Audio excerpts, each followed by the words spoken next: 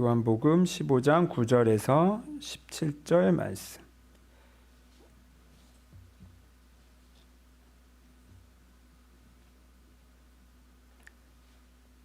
네, 우리 한 목소리로 천천히 읽겠습니다. 아버지께서 나를 사랑하신 것 같이 나도 너희를 사랑하였으니 나의 사랑 안에 거하라. 내가 아버지의 계명을 지켜 그의 사랑 안에 거하는 것 같이 너희도 내 계명을 지키면 내 사랑 안에 거하리라. 내가 이것을 너희에게 이름은 내 기쁨이 너희 안에 있어 너희 기쁨을 충만하게 하려 함이라. 내 계명은 곧 내가 너희를 사랑한 것 같이 너희도 서로 사랑하라 하는 이것이니라. 사람이 친구를 위하여 자기 목숨을 버리면 이보다 더 큰 사랑이 없나니 너희는 내가 명하는 대로 행하면 곧 나의 친구라. 이제부터는 너희를 종이라 하지 아니하리니 종은 주인이 하는 것을 알지 못함이라. 너희를 친구라 하였노니 내가 내 아버지께 들은 것을 다 너희에게 알게 하였음이라. 너희가 나를 택한 것이 아니요 내가 너희를 택하여 세웠나니 이는 너희로 가서 열매를 맺게 하고 또 너희 열매가 항상 있게 하여 내 이름으로 아버지께 무엇을 구하든지 다 받게 하려 함이라. 내가 이것을 너희에게 명함은 너희로 서로 사랑하게 하려 함이라. 아멘.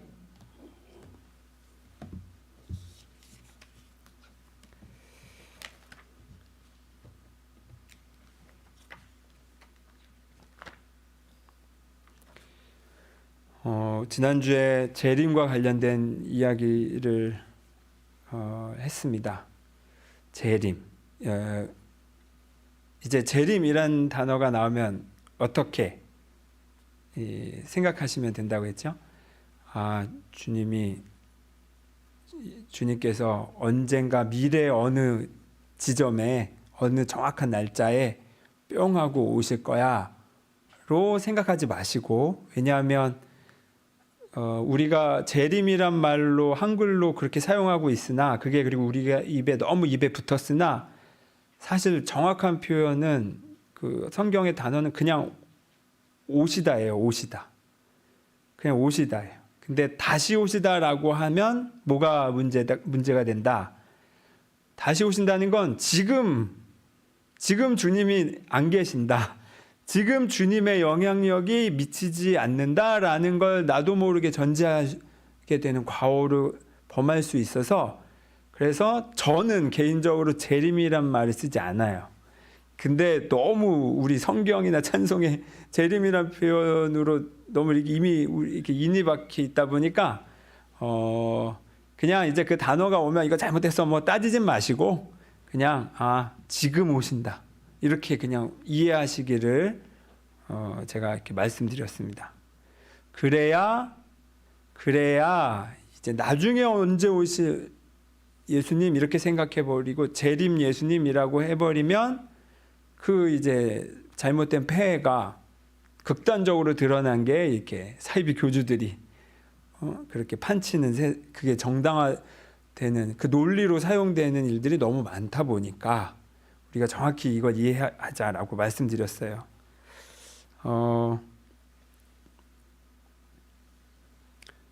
여러분, 이단과 사이비 종교에 빠지는 사람들의 그 특징이 있어요. 이 얘기도 제가 아마 잠깐 언급했을 텐데, 여러분은 뭐라고 생각하시나요?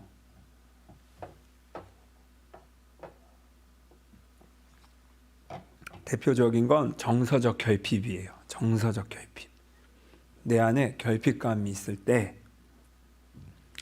내가 나로서 사는 거가 뭔가 존중받지 못했을 때, 나도 나를 존중하지 못했을 때, 그래서 여기에 텅 비어서 뭔가를 채우고 싶을 때, 이게 채우고 싶다라는 생각도 없어요. 그냥 무의식적으로 행동을 해요. 내가 막. 그리고 이 결핍감을 채우고자 중독에 빠지는 거고, 근데 이 중독이 꼭 뭐 마약이나 뭐 이런 것뿐만이 아니라 술뿐만 아니라 중독은 다양한 방식으로 돼요. 집착이잖아요, 집착. 그거는 관계에 대한 집착으로 갈 수도 있어요. 데이트 폭력. 뭐 요즘에야 데이트 폭력이란 말이 있지 예전에는 없었습니까? 똑같이 있었지. 그거는 왜 그러냐면 그 관계를 놓지를 못하는, 건강하게 놓지 못하는 거예요. 왜냐면 놓으면 자기 죽는다라고 생각해서. 그래서 폭력을 써서라도 그 관계를 소유하려고 드는 거. 이런 것도 다 중독이죠. 일 중독, 이것도 중독이에요. 집착이고. 다양해요, 여러분. 그래서 그런데 이 정서적 결핍이 있을 때 이단 사이비에 자주 빠지는데, 그냥 하나 잠깐 언급하고 싶은 건 뭐가 있냐면 정치와 종교가 여러모로 매우 비슷한 패턴이 있어요. 과격하고 극단적인 정치적인 태도와 관심도 이단이나 사이비 종교에 빠지는 원리와 비슷해요.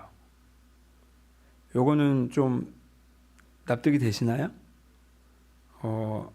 좀 거부감이 일 수도 있어요. 그런데 한번 오래 생각해 보셨으면 해요. 저도 정치적으로 극단적이었을 때가 있어요. 뭐 이렇게 제가 막 겉으로 크게 드러내는 타입은 아니나 제 마음속에서는 극단으로 가본 적이 있었어요. 그리고 그때 저를 지금 와서 되돌아보니 결핍 상태가 맞았어요. 근데 그거를 이게 직접적으로 이게 거기 정치적인 어떤 과격한 내 태도와 내 내면의 결핍과를 내가 이어서 생각을 그때는 할 그 지혜가 없었어요. 근데 공부를 할수록 이게 너무 명확하더라고요. 특정 정치적 입장에 동일시되는 것을 넘어서 객관성을 잃고 자기 성찰하는 태도와 모습을 잃을 때, 그리고 반대하는 세력에 대해 잔인한 표현을 서슴지 않고 있을 때 무의식 중에 나는 아주 깊은 불행감을 느끼고 있다라고 생각하시면 돼요. 그리고 그 결핍감을 채우려고 뭔가 어디에 열렬히 내가 환호하고 있거나, 혹은 이 결핍감에 채워지지 않거나 반대되는 세력에 대해서는 맹렬한 비난을 퍼붓고 있거나 비난할 대상을 찾고 있거나, 그래야 내 직성이 풀리는 거예요. 내 이 결핍감을 보상받아야 되는데, 이 불행에 대해 보상을 받아야 되는데 보상받을 길이 없으니까 원망이라도 해야 되는 거예요. 그 대표적인, 그래서 늘 도마 위에 오르는 사람들이 정치인들 아니겠습니까? 그 정치인들이 옳다 그르다를 떠나서 그냥 씹을 껌이 필요한 거예요, 내 내면에. 그리고 그와 정치인들에 대해 극단적인 태도를 보이는 것과 마찬가지로 너무 맹신하거나 아니면 혐오하거나와 마찬가지로 종교도 똑같잖아요. 극단적으로 맹신하거나 아니면 혐오하거나. 메시아를 기다린다는 점도 정치와 종교가 되게 비슷해요. 선거 때마다 누구누구 대통령이 된다면 이 비참한 우리 경제적 사회적 상황에서 구원해 줄 거야 라고 믿으며 투표하지 않습니까? 우리 신부님, 우리 목사님, 우리 총재님이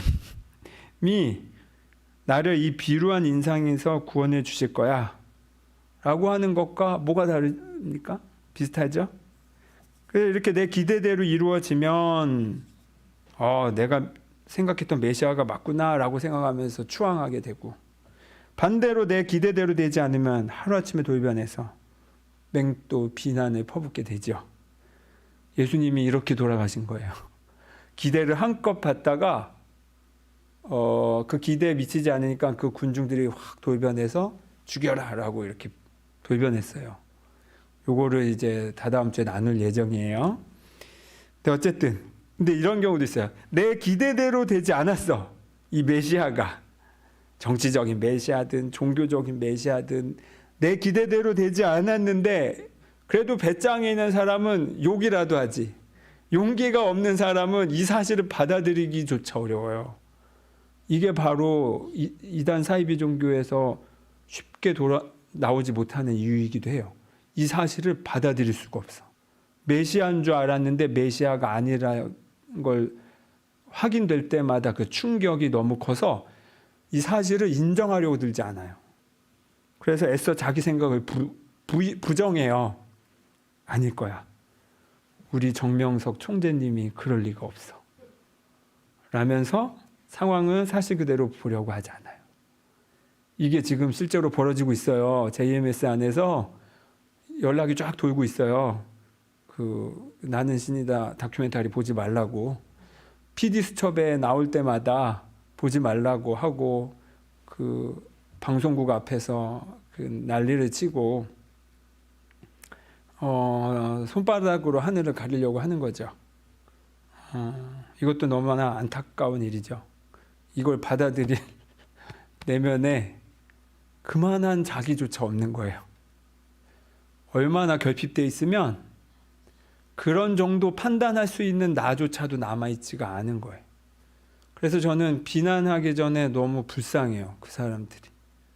그리고 뭐 멀리 볼 게 아니라 저도 그런 시절이 있었어요. 저도. 우리가 다 그런 시절을 보내고 여기까지 온 거죠. 자, 그런데 건강한 지도자라면 이렇게 대중에게 이걸 투사받는다고 하거든요. 기대를 한껏 받고 있잖아요. 여러분도 저에게 기대하고 계시잖아요. 아, 우리 목사님은 이 정도는 하셔야지. 목사라면 이래야지. 라는 틀이 저마다 다 가지고 계시잖아요. 근데 그게 저랑 꼭 같지 않았을 때 삐그덕거리죠. 건강한 지도자라면 이 대중의 이 투사받는 것을 삼가하고 조심하겠지만 반대로 이걸 즐기고 이용하는 지도자들이 이제 사이비 교주가 되고 또 정치 뭐 대의를 이룬다면서 결국엔 개인의 야욕을 채우는 정치인들이 또 그렇습니다. 패턴이 비슷해요. 교주나 아니면 잘못된 정치인이나. 어쨌든 이번에는 제가 포커스 다 계속 두고 싶은 건 이 리더들보다도 지도자들보다도 때마다 충실하게 낚이는 사람들, 우리들, 우리의 관점에서 이 얘기를 해보고 싶어요. 아까 말했듯이 왜 낚이는가? 심리적 결핍감 때문에. 그리고 이 결핍감은 여러 이유가 있을 수 있어요. 경제적으로 어려울 수도 있고, 내가 사회적으로 소외당할 수도 있고, 왕따 당할 수도 있고, 큰 실패를 경험했을 수도 있고. 아무튼 내가 내 내면이 가장 무너져 있을 때 그때 도움이 들어와요. 도움을 받는 건 하나도 잘못된 게 아니에요. 그건 아주 감사한 일이죠. 그런데 이렇게 뭐랄까 심리적으로 내가 버티는 힘이 있다면 어려움이 찾아와도 낚이지 않을 수 있어요. 근데 내 심리적으로 그게 근육이 없을 때 그리고 그 상황적으로 어떤 어려운 상황까지 같이 맞물렸을 때 이제 정말 좋은 사람을 만나면 너무나 다행이지만 그걸 이용하는 사람을 만났을 때는 이제 그 사람 손바닥 안에서 놀게 되는 거예요. 이때를 조심해야 됩니다. 내 결핍을 채우는 존재를 만날 때 그때 이제 여러분의 선을 지키셔야 돼요. 무슨 선이냐?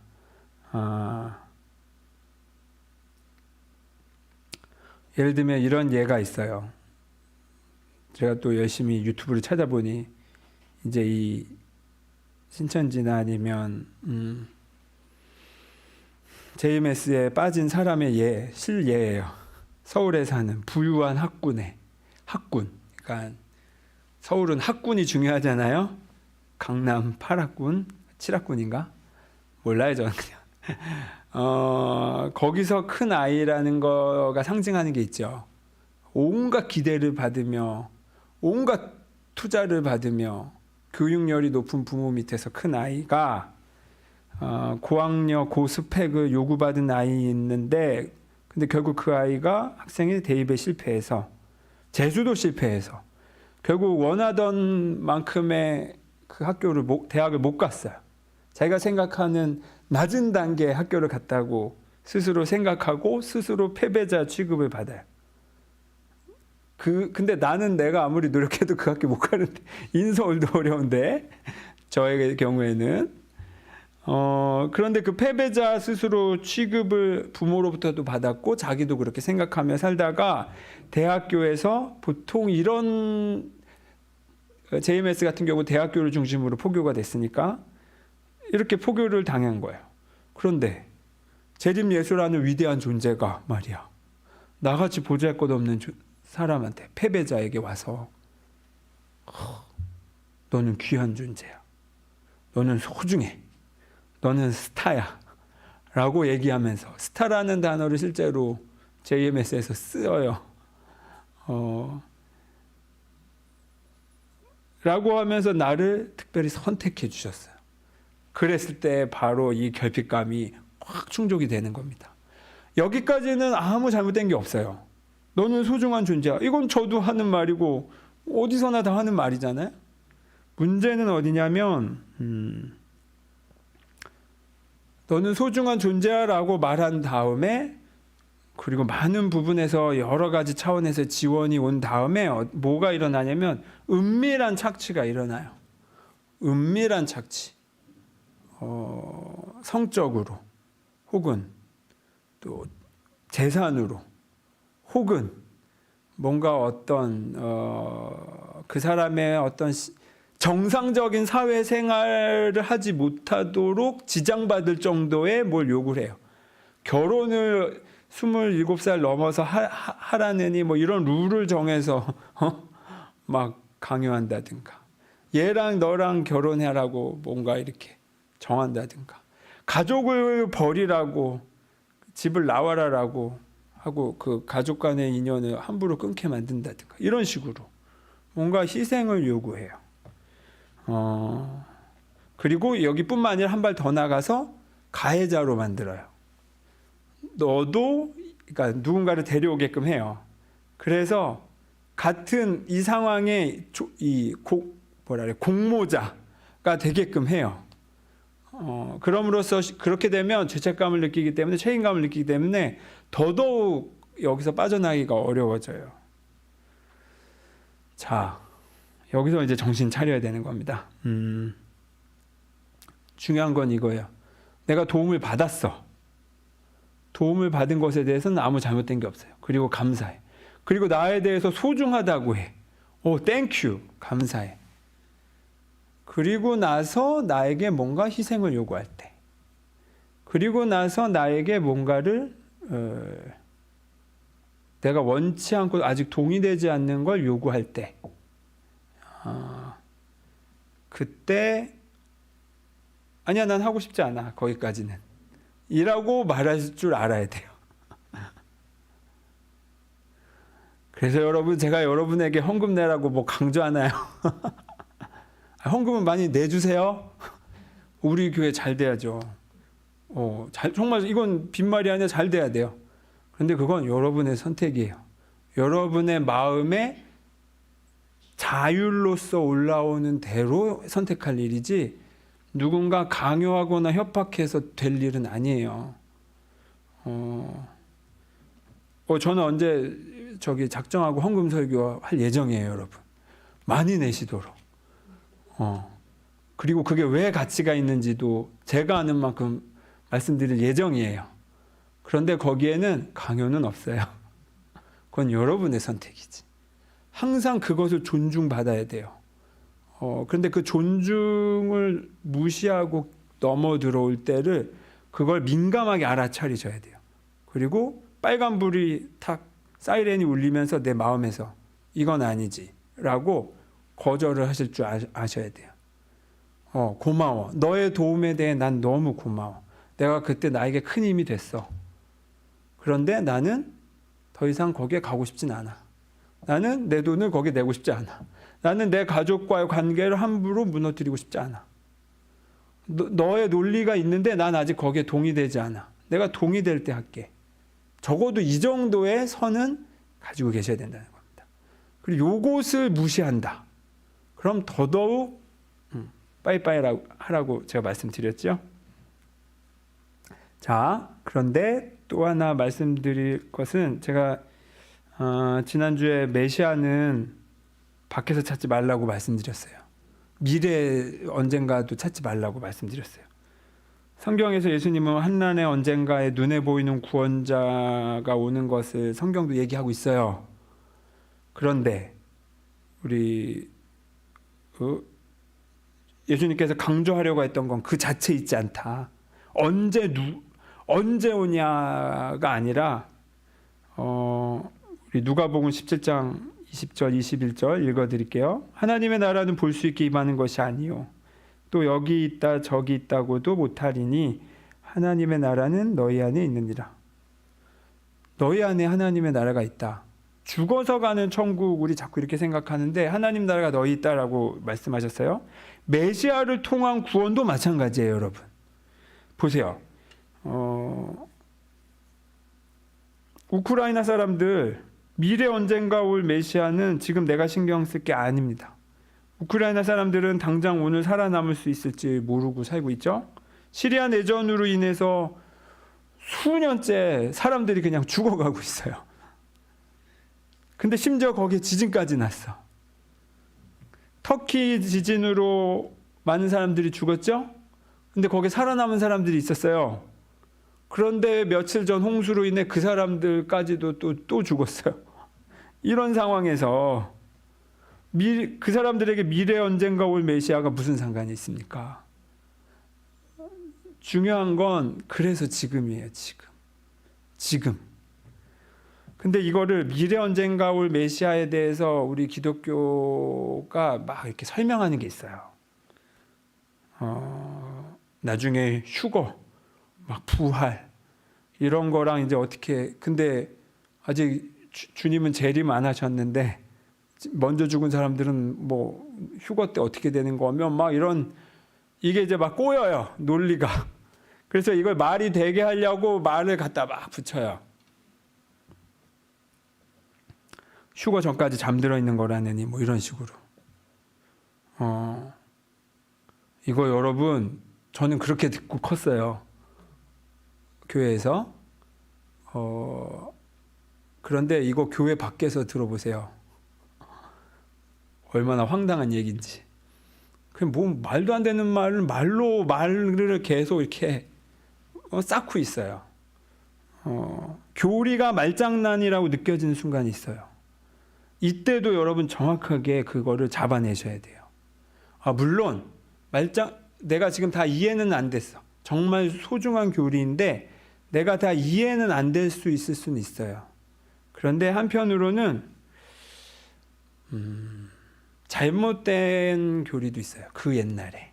그래서 지금은 신학교에서 그렇게 가르치지 않는데 옛날부터 그렇게 계속 해오던 내용들 때문에 아직도 그렇게 믿고 있는 잘못된 교리들이 몇 개 있어요. 그럴 때도 여러분 좀 잘 알아차리고, 무조건 뭐 반대하라는 뜻은 아니나 함부로 동의도 하지는 마셨으면 해요. 다 머금고 있을 필요가 있죠. 머금고 이해될 때까지. 왜냐하면 이런 식으로 사이비와 이단들이 이런 식으로 파고드는 것들이 있어요. 그런 거를, 잘못된 교리를 알아듣기 위해서라도 여러분 스스로의 기준을 잘 가지고 계실 필요가 있습니다. 여러분, 이 도마 같은 경우는 뭐 예수님이 부활하셨다고 와서 전했는데 제자 도마는, 아니 내가 예수님 못자국에 손 넣어서 확인하기 전까지 난 못 믿겠다라고 이렇게 의문을 던졌잖아요. 저는 그때 전에 설교로 말씀드렸듯이 그런 건 아주 소중한 태도라고 생각해요. 왜냐? 예수님이 싫어서가 아니라 제대로 믿고 싶어서 한 질문이기 때문에 그래요. 물론 예수님은 보지 않고 믿는 게 크다라고 말씀하셨어요. 그 말도 맞아요. 그런데 보지 않고 믿는 게 중요한데 나는 지금 믿어지지가 않는데 어떻게? 그거를 억지로 믿는 척하고 있는 건 진짜 문제예요. 차라리 보여주세요라고 말을 하세요. 그럼 믿을게요. 근데 믿어지지도 않는 걸 억지로 믿기 시작할 때 바로 가스라이팅 당하기 좋고 이단 사이비 교리에 넘어가는지 이게 제대로 된 교리인지 구분도 못하게 돼요. 그래서 저는 차라리 질문을 하라고 여러분께 말씀을 드리고 싶어요. 모르는 거 있으면 언제든지 저는 환영입니다. 여러분, 그래서 오늘 벌써 시간이 많이 갔네. 그래서 드리고 싶은 말씀은 요거예요.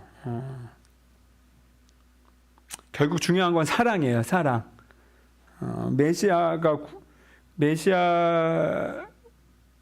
하나님 나라에 들어가려면 아버지의 뜻을 행하는 자라야 들어갈 수 있다라고 우리 지난주에 읽은 마태복음 7장에 그런 말씀을 예수님이 하셨어요. 하나님 나라에 들어가려면 아버지의 뜻을 행해야 된다. 근데 아버지의 뜻이 뭔가요?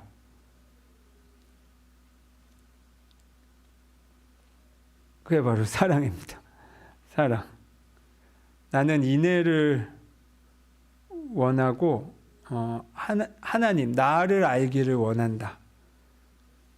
그런데 그거 없이 제사만 백날 드려봐라. 난 그거 원치 않는다. 라고 이렇게까지 말씀하셨다고 그랬죠. 아버지의 뜻은 사랑을 행하는 것. 자, 그런데 그리고 메시아로서의 구원은 결국엔 지금 일어나는 일인데, 근데 지금 우리가 예수님이 눈에 보이진 않잖아요. 그럼 그게 어떻게 일어난다? 예수님의 뒤를 따르는 나를 통해서 보이지 않는 하나님의 사랑이 나를 통해서 비로소 보이게 되는 거. 그게 바로 아버지의 뜻을 행하는 거예요.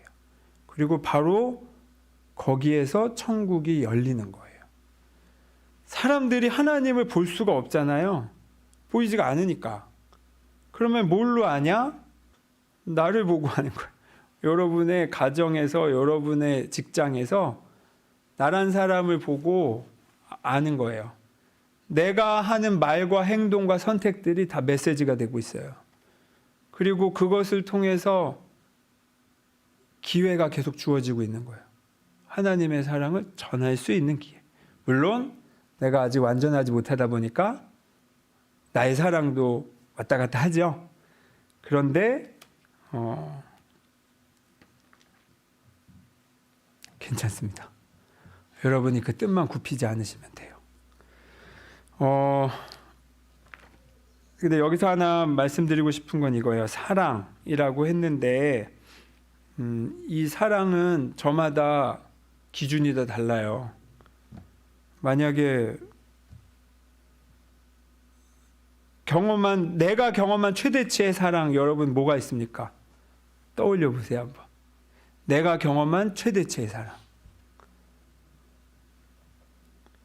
만약에 누군가는 말만 분모지 어려서부터 아주 오랫동안 지속적으로 학대만 당했다. 그 사람에게 사랑이란 뭘까요? 밥은 먹여주는데 언제든지 마구 나를 때릴 수 있는 무언가라고 생각하겠죠. 벼룩이 뛰었는데 여기까지밖에 경험을 못 해본 거예요. 뚜껑 때문에. 실은 벼룩은 이만큼 뛸 수 있는데.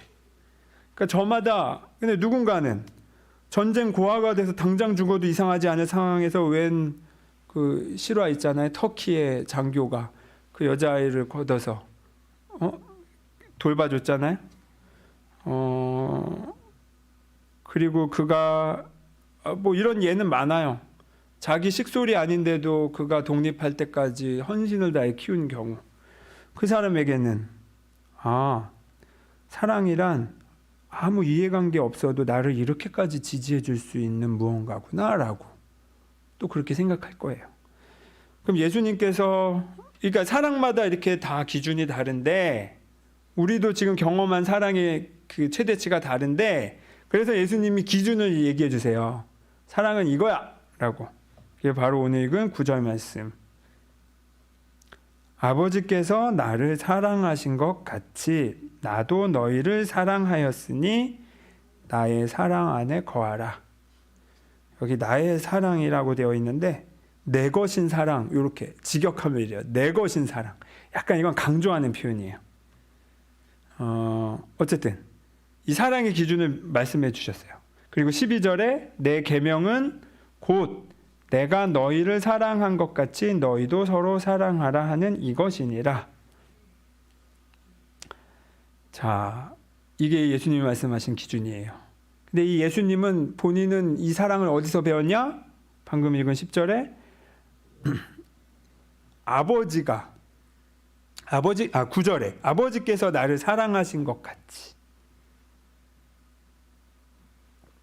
결국 예수님이 우리를 사랑하신 사랑이나 하나님이 예수님을 사랑하신 사랑이나 같아요.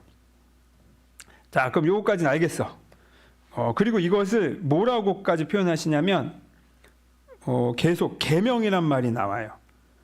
그리고 명하다라고까지 표현이 나와요. 10절에도 계명 나오고 12절에도 계명 나오고 이후로 내가 너희에게 명한다 이런 표현이 자주 나와요. 이게 계명이라는 거예요. 이게 너희가 지켜야 할 법이라는 거예요. 법. 하나님이 아버지가 나를 사랑하시고 내가 너희를 사랑한 것 같이 너희도 서로 사랑해라. 또 그럼 이렇게 말하면 아직 모호하신가요? 구체적으로 어느 정도냐 하면 제가 자주 말씀드리지만 누가복음 15장의 탕자 비유, 되찾은 아들의 비유를 생각하시면 된다라고 말씀드렸죠. 아빠 재산의 반을 탕진하고 돌아온 아들을 마을 어귀에서부터 기다려서 달려가서 맞이해서 안아주고 뽀뽀하고 기뻐하고 잔치를 열어주는 아버지의 마음. 그리고 또 누가복음 23장 34절, 예수님께서 십자가에 억울하게 죽임당하신 상황에서도 예수님이 하신 말씀, 아버지 저들을 사하여 주옵소서, 자기들이 하는 것을 알지 못함이니이다. 이 정도의 용서, 이 정도까지 원하시는 거예요. 그리고 예수님께서 말씀하셨어요.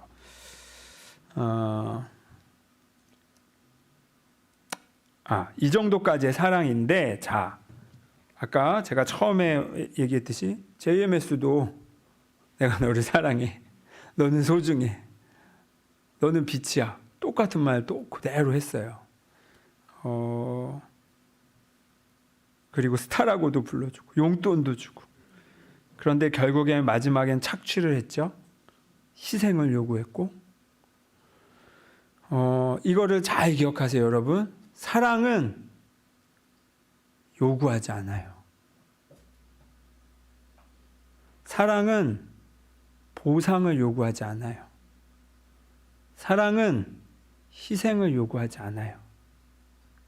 사랑은 더 나은 사랑을 요구하지 않아요. 왜냐? 사랑은 이미 사랑 그 자체가 목적이기 때문에 그래요. 내가 사랑을 하는 것만으로도 하는 본인이 이미 충만해. 만족했어. 이것으로 내가 행복해. 네가 나에게 뭘 갚을 필요가 없다는 거예요. 그런 사랑을 하라는 겁니다. 그런 사랑을 하나님이 하셨고 그런 사랑을 예수님이 하신 거예요. 그리고 그런 사랑을 너희도 해라라는 겁니다. 근데 그 비유를 자기 목숨을 내놓을 만큼이라고 표현하셨어요. 요거는 희생하라는 뜻이 아니에요. 이제 이해되세요? 제가 예전에 희생하지 말자라고 했던 그 설교 기억나시나요? 이미 희생하는 사람, 진짜로 제대로 된 사랑을 하는 사람의 마음에는 내 돈 주고 내 신장 떼서 주고 심지어 얘를 살리고자 내가 대신 죽는 그 상황에서 희생한다라는 이 개념 자체가 없다고 했어요. 그냥 사랑한다라는 그 생각밖에 없다고.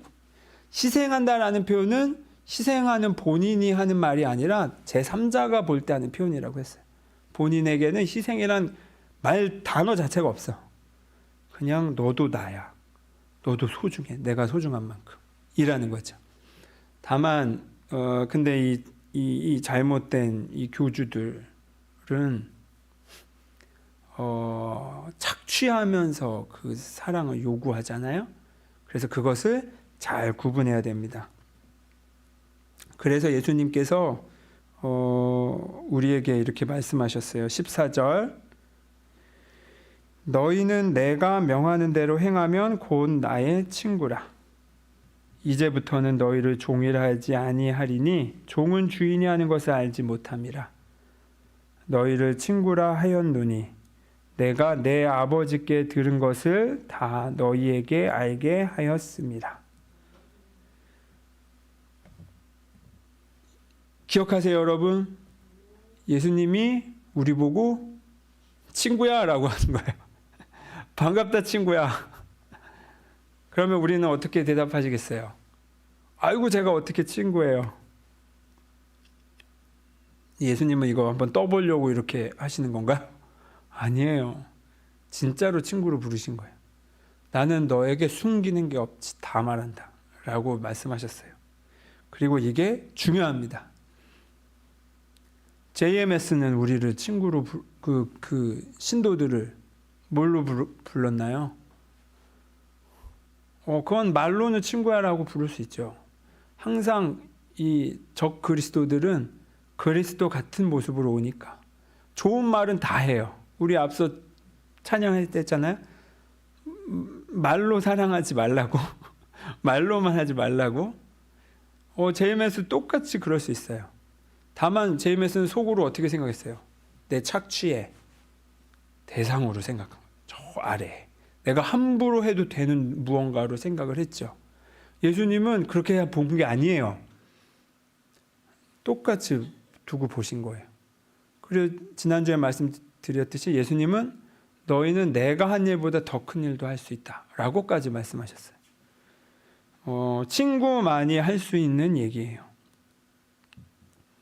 그리고 여러분이 바로 그 친구로 부름을 받았다라는 거, 초대를 받았다라는 걸 기억하셔야 됩니다. 제가 부임하고 처음 초기에 계속했던 설교들의 가장 핵심 단어 기억하시나요? 한 단어라고 한마디라고 하면 저는 하나님의 자녀라고 말하고 싶어요. 내가 누구인가를 아는 것이 신앙생활의 가장 키다, 핵심이다. 그리고 그게 돼야 내가 누구인지를 알아야 하나님도 제대로 이해하고 나도 누군지를 알고 내 옆 사람을 어떻게 대해야지도 다 여기 하나에 달려 있다. 왜냐? 내가 하나님의 자녀가 아니라 하나님의 종. 물론 하나님의 종이라는 표현도 성경에 있어요. 그런데 요거는 좀 또 나중에 설명을 드릴게요. 핵심은 하나님의 자녀인데 내가 하나님의 노예라고 생각합시다. 노예. 하나님의 노예라고 생각하면 나는 하나님을 어떻게 생각합니까? 언제든지 내 목숨을 왔다 갔다 하는 존재, 무서운 존재라고 생각하겠죠. 또 내가 내 옆 사람을 어떻게 대하겠습니까? 나도 내 옆 사람은 언제든지 혹은 나보다 낮은 사람에 대해 함부로 해도 되는 것이냐? 그렇게 생각하게 돼요. 내가 나를 노예로 생각하냐 아니면 사랑받는 자녀라고 생각하냐에 따라 이게 자동으로 된다고요. 하나님은 아저씨라고 생각할 수도 있다고요. 아버지가 아니라.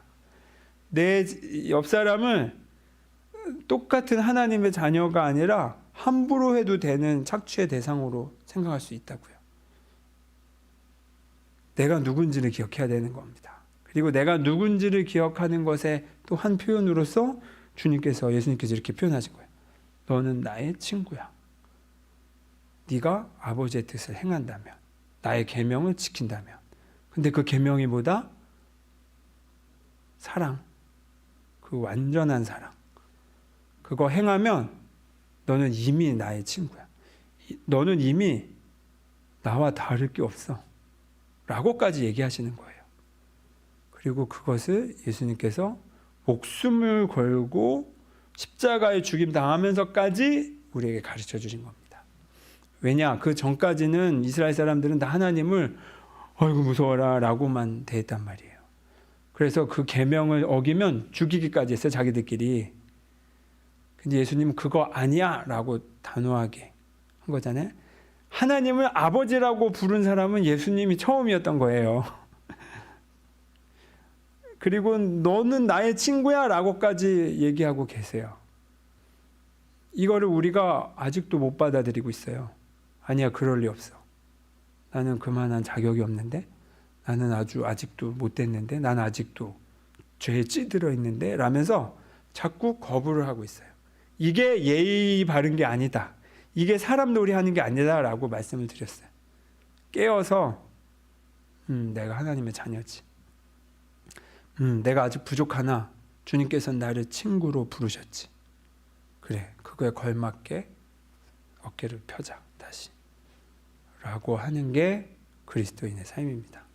그리고 바로 그때 그 정도의 건강한 영적인 자존감이 있어야 이런 식의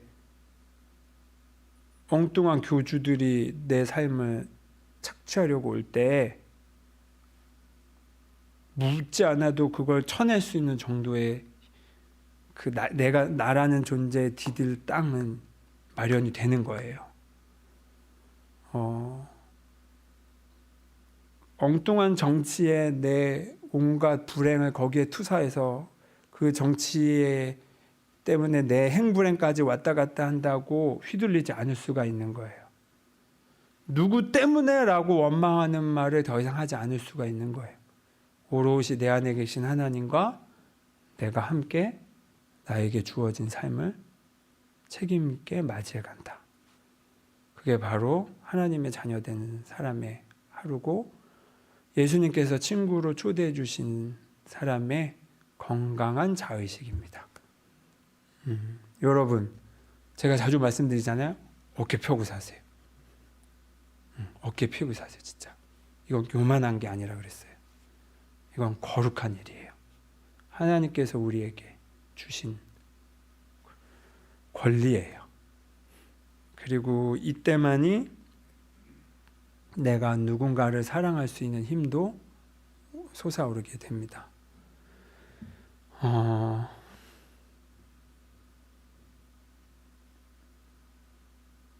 그동안 기독교 신앙은 많은 부분에서 안 그런 교회도 있었지만 많은 부분에서 기독교조차도 전 착취했다고 봐요. 잘못 가르쳐서 예수님의 이 가르침을 사람을 산송장으로 만들었다고 봐요. 유대교 당시의 유대교가 그랬듯이 그래서 예수님이 상을 얻고 살해 협박을 당하면서도 안식일에 병을 고쳐주셨듯이 근데 안타깝게도 그동안 우리 기독교 신앙도 사람을 그렇게 만들어 놓은 게 있어요. 다만 아주 이렇게 JMS만큼의 대놓고의 착취는 안 해서 그나마 다행인데 근데 그 마음으로서는 건강한 자의식으로 영적인 자의식으로 발돋움하는 게 아니라 되게 의존적인 쪼그라드는 자의식으로 만들어 놓은 게 있어요. 신앙의 이름으로. 이 차이를 명백하게 좀 알아야 돼요. 되게 구분하기 어려울 수 있으나 이거를 잘 알아야 돼요. 이 대표적인 예가 신앙생활을 하며 할수록 내가 자유롭고 행복한가 마음이 아니면 자꾸 무거운 짐이만 더 얹어져 가는가로 구분하시면 돼요. 친구로 불렀는데 친구로 불러놓고 빵 셔틀을 시키면 그게 친구입니까? 아니죠? 착취죠? 예수님은 우리를 친구로 부르셨다고 했어요. 그러면 스스로 친구답게 우리의 자신을 나의 정체성을 올바르게 이해하셨으면 합니다. 기도하겠습니다.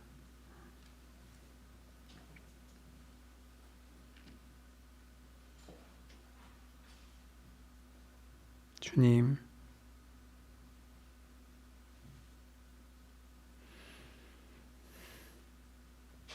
나는 하나님이 궁금해서 찾아간 것뿐인데 거기에 잊고 살았던 그리고 잃어버린 줄 알았던 참된 내가 있었습니다. 나는 내 삶이 뭔지 몰라서 이 결핍감을 채우고자 아둥바둥 됐던 것 뿐인데, 여러 시행착오 끝에 결국 나를 완전히 채워주는 분은 하나님임을 우리가 발견하게 됐고, 바로 거기서 그럼 그만큼이나 존중받고 있는 나를 발견하게 됩니다. 주님께서 우리를 그렇게 오롯이 사랑하고 존중해 주셨듯이 우리도 예수님의 사랑을 닮아 내 옆 사람을, 내 가족을, 내가 만나는 모든 이들을 그 사랑으로 사랑하며 살겠습니다. 아직 우리가 불완전해서 온전치는 않지만 우리의 최선을 다해 그 사랑을 실천하겠습니다. 혹여 그렇게 하지 못했을 때도 죄책감에 오래 머무르지 않고 다시 우리의 마음을 돌이키고 씻어서 그 사랑을 최선을 다해 행하며 살겠습니다. 그때 우리에게 돌아오는 삶의 기쁨과 충만과 감사가 얼마나 큰지를 경험할 수 있도록 하나님 도와주십시오. 예수 그리스도의 이름으로 기도드립니다. 아멘.